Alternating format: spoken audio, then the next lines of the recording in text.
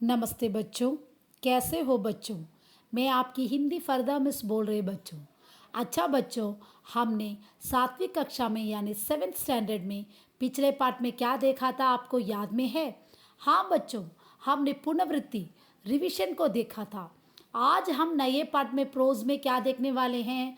हाँ, सेवा करना पवित्र का काम है। ये है आपका शीर्षक, टॉपिक है। आज हम वो लेखक ने लिखा है, वो महात्मा गांधी और महात्मा गांधी के आश्रम में कौन कौन आए थे, ये सब आज हम इस पार्ट में देखेंगे बच्चों। ये देखो बच्चों, हम कहानी भाग, मैंने प्रोज बताया था पहले, प्रोज नहीं है ये, अपठित में कहानी का भाग है। पाठ 11, सेवा का हर काम पवित्र है। ये कौन लिखा है मालूम? श्री लल्लू भाई मखनजो। ये भी साबरमती आश्रम में महात्मा गांधी इसके पास सेवा किए थे, और उन्होंने महात्मा गांधी ने क्या क्या किया था वो सब देखकर वो कहानी के रूप में इस पद यानी अपठित में दिया है। ये अब हम इस कहानी में सारे को क्या क्या किया है उसे अब हम देखेंगे। ये देखो बच्चों, ये कौन है? हमारे देश के पिता महात्मा गांधी। इन्होंने क्या क्या सेवा ये किए थे साबरमती आश्रम में, और ये कहानी के वो लेखक है ना, वो क्या बोला है इस कहानी में, ये सब आज हम इस पार्ट में देखेंगे। हमारे महात्मा गांधी हमारे देश की स्वतंत्रता के लिए कितनी बार जेल गए थे, और इन्होंने उस आज़ादी के लिए कैसे लड़े थे, ये सब हमने पहले ही जानते थे। ये साबरमती आश्रम में क्या क्या सेवा करते, कितना डिग्निटी यानी निष्ठा, वो मर्यादा, वो कितने रूल्स एंड रेगुलेशन रखे थे आश्रम में, ये सब आज हम इस पार्ट में देखेंगे। ये देखो बच्चों, ये है साबरमती आश्रम। महात्मा गांधी यहाँ पे ही स्टे किया था। सारे लोग यहाँ पे आके महात्मा गांधी को देखते थे, और साबरमती आश्रम में महात्मा गांधी भी अपने खाना पकाते थे, सब काम करते थे। उसी प्रकार जो आश्रम में महात्मा गांधी को देखने के लिए आते थे, वो भी ऐसे काम करते थे ये साबरमती आश्रम में। देखो कितना सुंदर है, देखो ये साबरमती आश्रम, आप सबको पसंद होगा ये, ठीक है ना बच्चों? ये देखो, ये चित्र में कौन है? ये है श्री लल्लू भाई मखनजो। हाँ, इन्होंने ये कहानी को लिखा है। अब हम पाठ में जाएंगे। दक्षिण अफ्रीका से भारत लौटने पर साउथ अफ्रीका से इंडिया को हमारे गांधी जी कोचरब गांव में साबरमती सत्याग्रह आश्रम कायम किया था। हम कोचरब गांव में आके ही वो साबरमती सत्याग्रह, सत्याग्रह में सत्य से लड़कर जीतना है, वह आश्रम वहाँ पे कायम किया था, और वहाँ अपने साथियों के साथ रहने लगे, उनके फ्रेंड्स के साथ हमारे महात्मा गांधी रहने लगे। बाद में आश्रम को साबरमती के किनारे आज के सत्याग्रह आश्रम की ज़मीन पर हटाया गया। सो उसके बाद आश्रम को साबरमती के किनारे सत्याग्रह आश्रम का ज़मीन पर, वो ज़मीन के पास हटाया गया था। भारत में उनका नाम दक्षिण अफ्रीका में सत्याग्रह को जन्म देने वाले और उसमें सफलता प्राप्त करने वाले नेता के रूप में फैला हुआ था। इंडिया में इन्होंने दक्षिण अफ्रीका में सत्याग्रह को जन्म लिया था, और इन्होंने नेता बनने के बाद वो उसमें से सत्याग्रह में जीते थे हमारे महात्मा गांधी। इसलिए साबरमती के तीर पर बैठकर वह यशस्वी पुरुष किस चीज़ की साधन करते हैं, ये जानने की उत्सुकता से भी समय समय पर बहुत से मुलाकाती आश्रम में आया करते थे। सो इनका फेमस, महात्मा गांधी बहुत फेमस हुए थे ये सत्याग्रह में, और इनकी एनर्जेटिक को देखकर सब लोग आश्रम में आके इनको मीट करते थे, मुलाकाती। गांधी जी भी समय निकाल कर वकीलों की गुजरात क्लब जैसी संस्थाओं में जाते थे। हाँ, गांधी जी जब भी वक्त मिलता है वो वकील मीन्स लॉ, लॉ पढ़ने वाले को, सो गुजरात क्लब, वहाँ पे एक गुजरात क्लब है, वहाँ पे एक एसोसिएशन बनाकर आश्रम के ज़रिए से वो फ्यूचर में क्या करना वो सब प्लान करते थे वहाँ पे। कहाँ जाके? गुजरात क्लब में। ये बात वकील मंडल को समझाते। ये किसको क्योंकि गांधी भी बैरिस्टर है, वो भी लॉ पढ़ा है, वो भी वकील है। सो इसलिए उन्होंने वो बात एक वकील के ग्रुप को गैदर करके आश्रम में आकर वहाँ चला रहे काम को देखने का आमंत्रण भी उन्हें देते हैं। सो इनवाइट करते हैं गांधी जी जो आश्रम में क्या क्या काम वकीलों के उनके फ्रेंड्स है वो सब। सो क्या क्या काम है वो पूरा देने के लिए उनको इनवाइट करते हैं आश्रम में। अब हम नेक्स्ट पैराग्राफ देखेंगे। ये देखो बच्चों महात्मा गांधी क्या करते थे, हाँ साबरमती आश्रम में पकवान भी पकाते थे। देखो उन्होंने कितना अच्छा सा चूल्हे में बैठकर कितना अच्छा पका ही करते थे, जो आश्रम में आने वाले को सबको खाना देते थे। सो इस प्रकार गांधी की सेवा इतनी अच्छा एक मर्यादा के साथ थी। आप लोग ये सब जानते हैं बच्चों। ये देखो गांधी जी इस पर खास जोर देते थे, किसमें स्पेशल देते थे, आश्रम वासियों को सत्य अहिंसा, जो आश्रम में रहते हैं उन लोगों को सत्य ट्रूथ के साथ चलते थे, अहिंसा के साथ चलने के लिए बोलते थे। अस्तीय चोरी ना करना, हाँ हाइड छिपा के कोई माल को नहीं रखना चाहिए, आश्रम में ये सब रूल्स था। अपरिग्रह, सो इम्प्योर हाउस, हाँ गंदगी घर, साबरमती आश्रम को बहुत क्लीन रखने के लिए बोलते थे।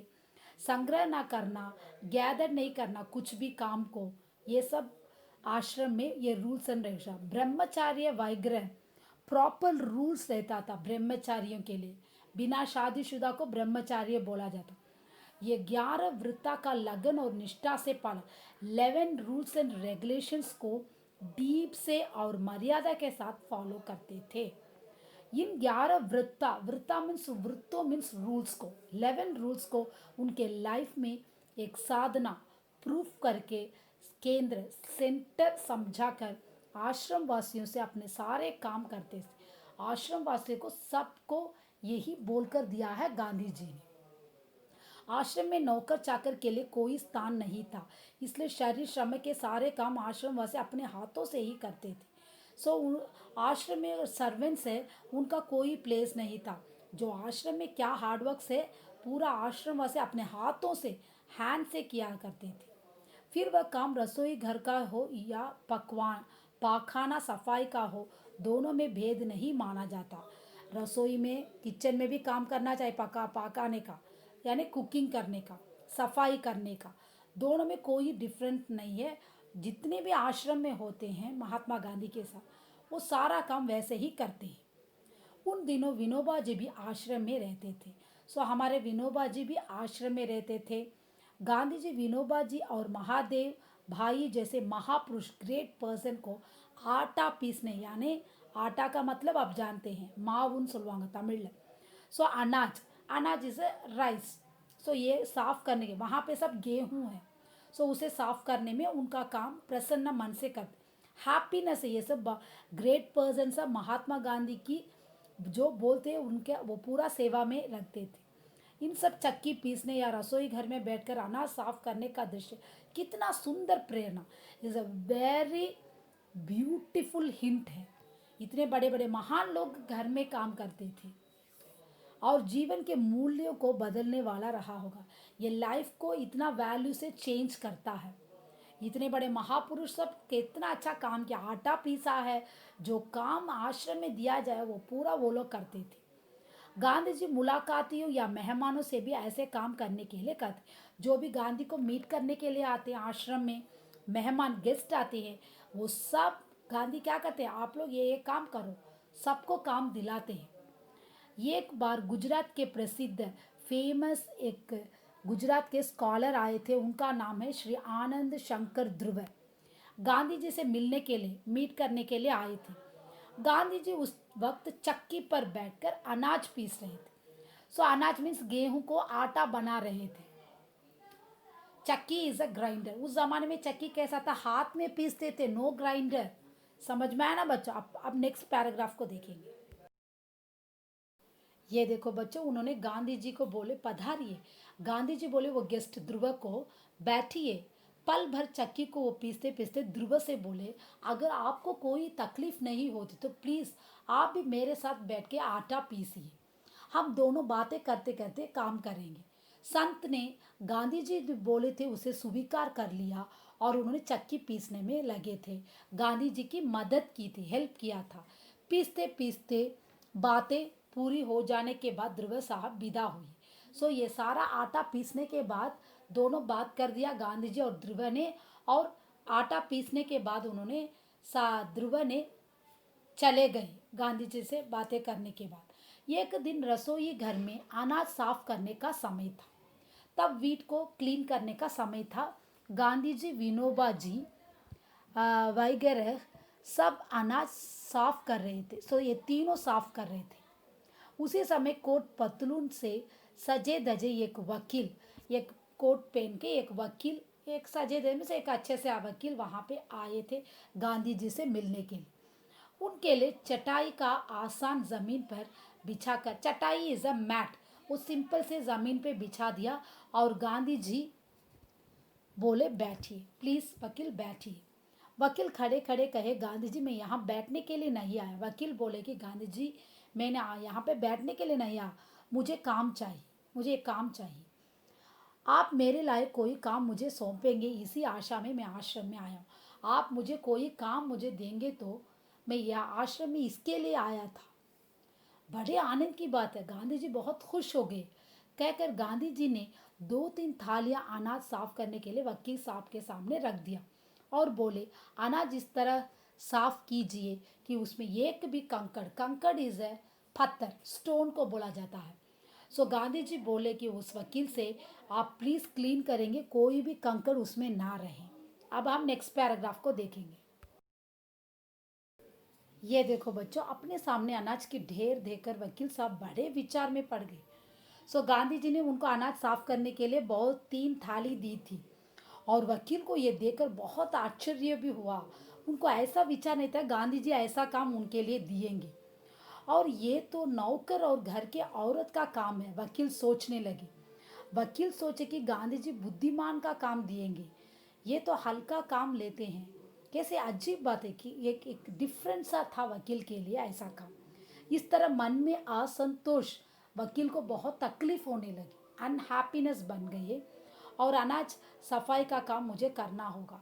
अब गांधी जी तो बोल दिया, वकील ने दिल के अंदर सोच लिया, ज़रूर मुझे अनाज सफाई का काम करना ही पड़ेगा। गांधी जी, हाँ अभी तो मेरे पास यही काम। गांधी जी वकील से बोलने लगे कि अभी तो ये काम बाकी है, इसलिए मैंने आपको ये काम दिया था, अब क्या किया जाए। वकील साहब परेशान में, बहुत तकलीफ होने लगा उनको।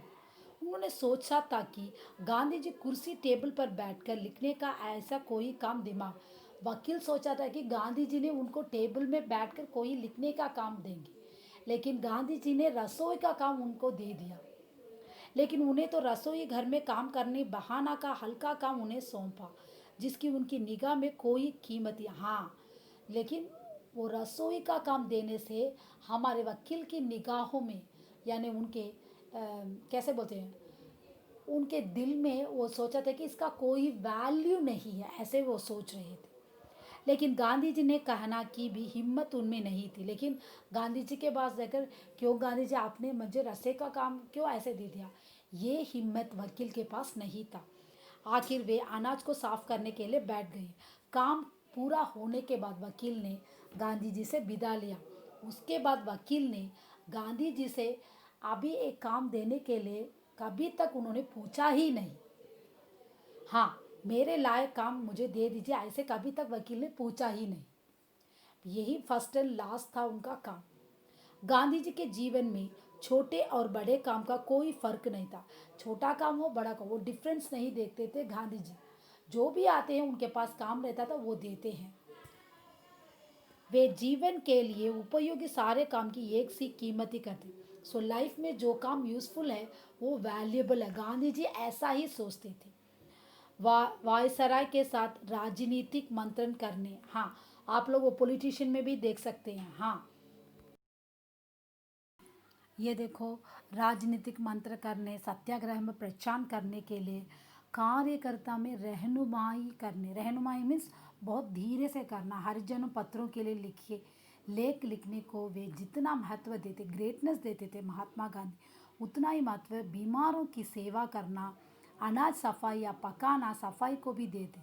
ये सब घर का काम भी उन्होंने, जैसे पॉलिटिशियन में सत्याग्रह में कितना प्रचार करते थे कार्यों में, उसी प्रकार पीपल को सेवा करें, उसी प्रकार रसोई में पकाना, काम करना, जो भी है, बीमारों को सेवा करना, ये सब भी वो वैल्यूबल समझते थे। उन्होंने ऐसे कभी नहीं माना कि आटा पीसना, अनाज साफ करना, रसोई बनना, पानी भरना या बीमारों की सेवा करना स्त्रियों के हल्के काम नहीं है, ये तो बहुत डिफिकल्ट है काम। वे मानते थे कि सेवा का हर काम पवित्र है। गांधी जी ही सेवा को हर काम पुण्य मानते थे, इसलिए उन्होंने टैलेंट के साथ, कुशलता के साथ भली भांति ग्रुप एंड गुड पूरा करने में ही जीवन की सफलता की कुंजी है। Yes, so very you have to victory करते, ये तो सच है। हम ये ना भूले कि गांधी जी की महात्मा और महिमा, ग्रेटनेस और महात्मा ग्रेट और महिमा ग्रेटनेस के बारे में पढ़ने वाले छोटे छोटे काम भी उनका बड़ा हाथ दिया था, यही उसका टॉपिक भी है। सो सेवा करना, जो भी काम है, छोटा काम है, बड़ा काम है, सब पवित्र है, पुण्य गांधी जी सोचते थे। इसलिए उन्होंने आश्रम में आने वाले सबको सारा काम देते थे। अच्छा बच्चों, यहाँ पे आपका ये पाठ समाप्त हो रहा। कोविड-19 में बाहर मत जाओ, पढ़ाई में ध्यान दो, अच्छा सा पढ़ो बच्चों। धन्यवाद।